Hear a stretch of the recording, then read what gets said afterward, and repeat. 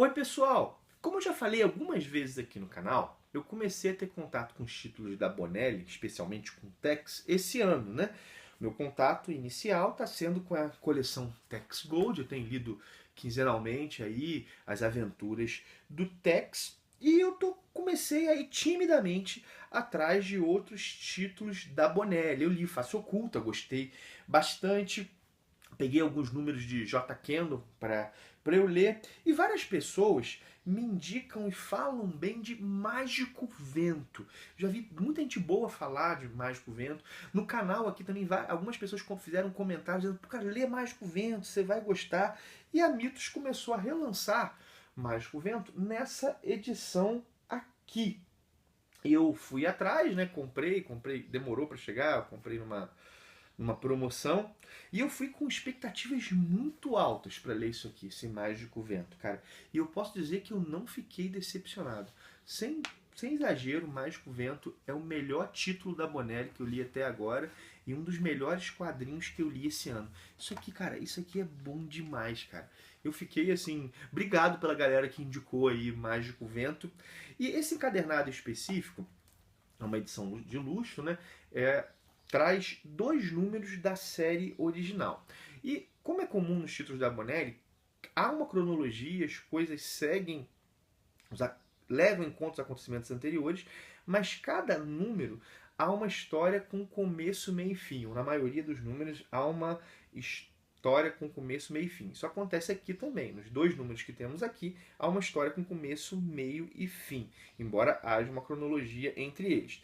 O roteirista é o Gianfranco Manfredi, que escreveu também Face Oculta, e a primeira história, chamada Fort Ghost, que é o que dá nome ao encadernado, ela é desenhada pelo José Ortiz, pelo espanhol José Ortiz, e a segunda história, chamada Garras, é desenhada pelo Bruno Ramella e pelo Giuseppe Barbati, perdão, não tinha lido direito o nome. Deixa eu mostrar aqui as primeiras páginas das 2 histórias. Olha só, essa aqui é a primeira página de Fort Ghost e vamos pegar a primeira página também de Garras, para vocês perceberem um pouco a diferença nos traços. O traço, tanto os traços quanto as cores do Fort Ghost dão um clima mais soturno. Isso aqui é a primeira página de Garras. O seguinte, né? Essas 2 histórias, elas são bem diferentes, embora elas lidem com um tema parecido, que é a ideia de um crime terrível cometido no passado, cujas consequências aparecem hoje e que é revelado nesse momento presente. Há essa ideia de fundo, mas as histórias são bem distintas, né? E a grande diferença é o peso que o sobrenatural tem nas 2. É muito maior em Garras do que em Fort Ghost. Em Fort Ghost há sobrenatural, mas a partir de certa leitura daria para pensar que aquilo é até algo psicológico. Em Garras não, isso é muito mais explícito.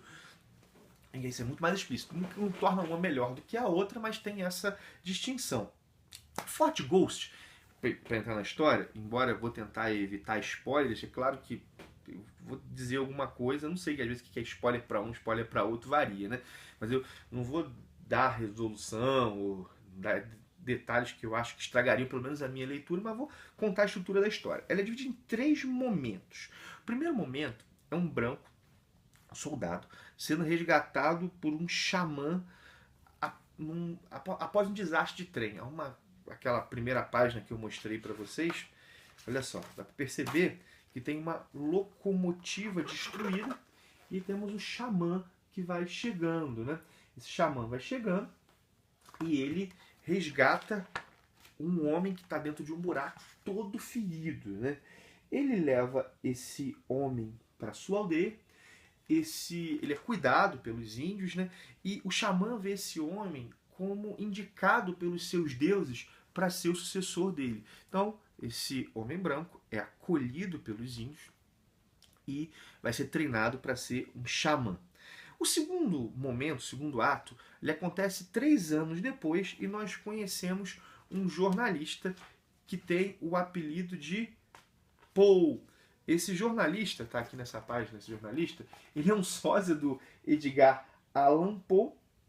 E esse jornalista, o Poe, ele desconfia que um grave acidente de trem acontecido 3 anos antes, ele na verdade não foi um acidente, ele foi causado por um investidor que de alguma maneira usou aquilo para lucrar, mas ele não sabe muito bem, e ele resolve ir atrás das causas disso, fazer uma investigação para uma reportagem. Então nós vamos para o terceiro ato, no qual Poe e aquele branco, que foi treinado para ser xamã, que vai ser o mágico vento, se encontram e decifram o mistério do trem. O mágico vento, ele estava desmemoriado, então ele resolveu pegar um trem e seguir aquela linha para se reencontrar com o seu passado, né? Falando assim, talvez pareça trivial, mas não é. Cara, a trama amarra muito bem o sobrenatural e o mundano, por exemplo. E ela também é construída de uma maneira que gera um suspense interessante, que as soluções não são simples, que, na verdade, o roteiro é muito bem feito. Assim, o roteiro é muito bem feito. Nessa relação do sobrenatural com o mundano, há a ideia da providência que guia o mágico vento até seu destino, mas a ideia também da cobiça desenfreada que destrói vidas. Inclusive a do mágico vento foi uma dessas vidas que foram destruídas, que teriam sido destruídas por essa cobiça desenfreada. É claro que no caso dele houve uma espécie de redenção. Eu imagino que isso vai ser retomado em números futuros, assim. A segunda história, ela se passa na aldeia do Mágico Vento, né? Na aldeia onde ele vive. Ele retorna dessa aldeia após os eventos de Fort Ghost, ele retorna junto com o Poe se torna o parceiro dele, aqui está o retorno dele para a aldeia, e nesse retorno ele descobre um problema. Ele descobre que uma águia roubou uma criança da vila, assim, né, da aldeia, assim. E ele vai tentar descobrir por que essa águia fez isso, está ligado a uma situação do passado, né? A um rapaz que falava com águias que foi maltratado pela tribo. Em princípio foi maltratado pela tribo, né? Nós vamos escutar as versões do acontecimento. Cara, e é bem legal porque a trama tem uma reviravolta interessante que eu não quero revelar. Mas assim, o roteiro mostra que a forma de ministrar a justiça dos índios é diferente daquela dos tribunais dos brancos. O Mágico Vento ministra a justiça de um jeito bem interessante, né? E assim, o que torna o Mágico Vento tão legal, né? O que faz esse quadrinho ser tão maneiro? Várias coisas, assim. Primeiro são os personagens. Cara, os personagens são muito bem construídos, assim, e cada um tem sua voz própria. O Poe, por exemplo, que se torna parceiro do Mágico Vento, ele vai para a aldeia do Mágico Vento porque ele, como ele descobriu a questão do passado que aconteceu de fato, ele está jurado de morte, né? Mas, cara, não só o Poe e o Mágico Vento são interessantes, mas todos os coadjuvantes são muito bem feitos, embora eles apareçam pouco, alguns aparecem pouco, cara, você percebe que o Gianfranco Manfredi pensou na personalidade e às vezes em poucos diálogos a gente percebe a personalidade desse cara. É muito bem cuidada a construção dos personagens. A outra coisa é que os diversos elementos, o drama é bem usado, o suspense, até o humor, cara. Tem um personagem que é uma espécie de bobo da corte, da tribo, vamos colocar, que é um índio que faz as coisas ao contrário. Cara, que é bem legal. Às vezes o próprio Poe também é legal. E assim, a forma como os índios são retratados aqui é muito interessante. A gente está diante de uma outra cultura. E o Gianfranco Manfredi faz questão de explicitar isso, né? E uma cultura na qual há sabedoria. E uma sabedoria que às vezes nós ignoramos. Assim, aqui é sempre esse contraste, né? Parece um clichê, né? Tem a cobiça do capitalista moderno, do homem moderno, né? E a sabedoria dos indígenas, assim. Mas não é simplista, a gente está diante de uma outra cultura que a grande sabedoria é nela. Mas essas pessoas dessa outra cultura são humanos, elas não são angelizadas, ou seja, elas são capazes de crimes terríveis também, tal qual os brancos, né? E também há brancos capazes de nobreza. Cara, é muito bem feito isso. Cara, e um ponto alto para mim são os diálogos. Cara, os diálogos são muito legais.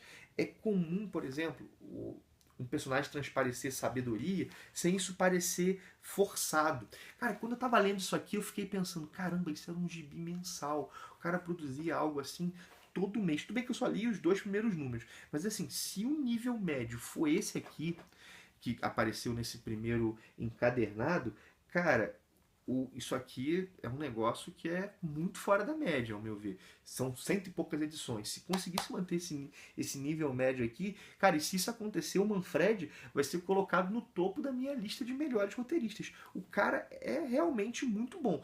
O Face Oculta também é dele, cara. Cara, eu gostei bastante daquilo ali. De novo, se o nível médio do cara for esse, a coisa é bem interessante. Vamos ver, então, algumas imagens aqui. Vou mostrar essa imagem aqui. O Mágico Vento aí enfrentando um lobisomem. Essa daqui é da segunda história, do Garras.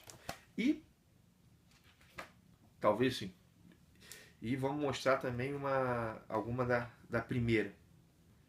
Olha só que cena legal. Assim, aqui é o Mágico Vento e o Paul enfrentando um ser humano. Cara, eu gostei muito. Faço votos que isso faça muito sucesso, que todos os números saiam nesse formato. Agora, o que é difícil depois de ler isso, não ter um número seguinte mês que vem para ler, cara, porque é bem legal. Ah, foi lançado originalmente em preto e branco. Isso aqui é colorizado, mas eu achei que a colorização aqui funcionou muito bem. Eu achei que a colorização aqui funciona até melhor do que nas histórias do Tex que a gente vê na Tex Gold. Bom, tá aí, Mágico Vento lido e posso dizer que eu gostei, já falei isso várias vezes no vídeo, gostei muito, muito mesmo, assim. Baita gibi, cara. Cara, a Bonelli realmente tem muita coisa boa. Bom, paramos então.